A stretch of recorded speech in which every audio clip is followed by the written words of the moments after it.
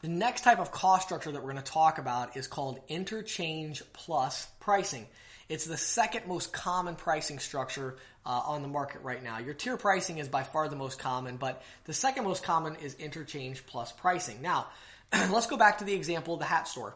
In the hat store, I said that one possible way that you could price your hats was to simply mark each hat up a certain percentage of what you paid for it. So if you did a 20% markup, then every single hat, if it was, you bought it for $10, you mark it up 20%, it'd be $12. If you bought it for $20, mark it up 20%, it's $24.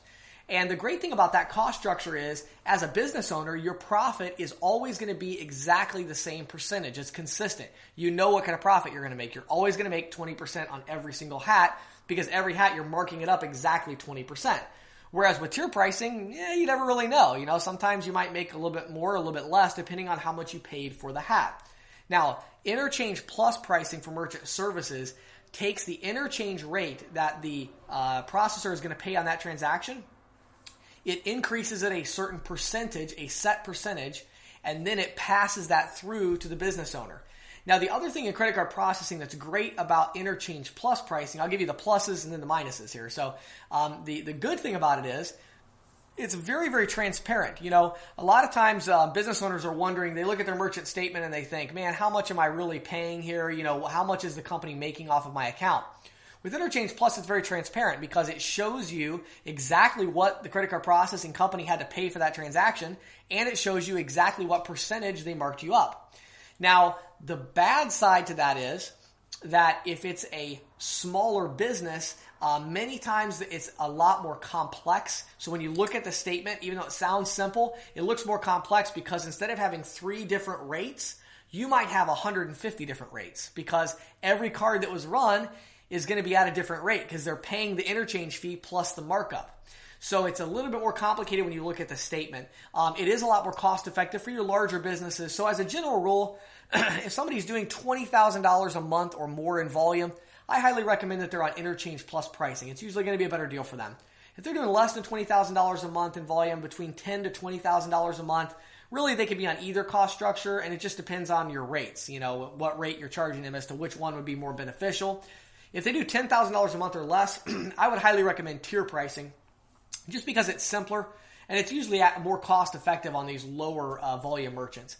Now, on interchange plus pricing, let's explain a little bit of how that works. When you price a merchant on interchange plus pricing, you're going to hear the term basis points. Basis points. So you might say, well, I'm going to charge them interchange plus 40 basis points. That's, that might be a rate that I would charge. It would be interchange plus 40 basis points. What does that mean? A basis point is 1/100th of a percent.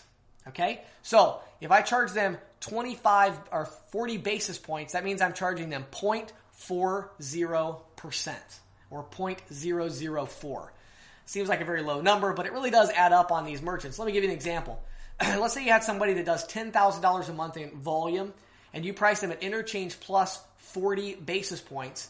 Then that means they're going to pay $40 per month in markup, plus they're going to pay whatever the interchange fees were or the cost for the transactions that they ran. So again, $10,000 times 0.004 is 40 or $40. So you're going to hear again that basis point. So interchange plus 40 basis points or 50 basis points, whatever. The industry average right now is probably about 80 basis points of markup. And so that gives you an idea of how interchange plus pricing and how it sounds is it's interchange plus this many basis points. Then, in addition to that, there's a transaction fee that is charged with interchange plus pricing. So it's going to be interchange plus, 40 basis points plus a 10-cent transaction fee or whatever. That transaction fee is in addition to the interchange fees. So you have the interchange fees that are charged on each transaction. Sometimes the interchange fee will be a percentage only. Sometimes it's a percentage and it's a per item fee. So you have all these different interchange fees. You don't have to understand them all. I'll show it to you on the statement later. But there's a bunch of different interchange fees for different card types. On Interchange Plus, every time a card is swiped, whatever the actual cost of that transaction was to Visa and MasterCard, they're going to take the cost of that transaction. The credit card processing company is going to pass that cost through to the merchant. Plus, they're going to tack on a certain number of basis points, which is a percentage plus a transaction fee. That's how Interchange Plus pricing works.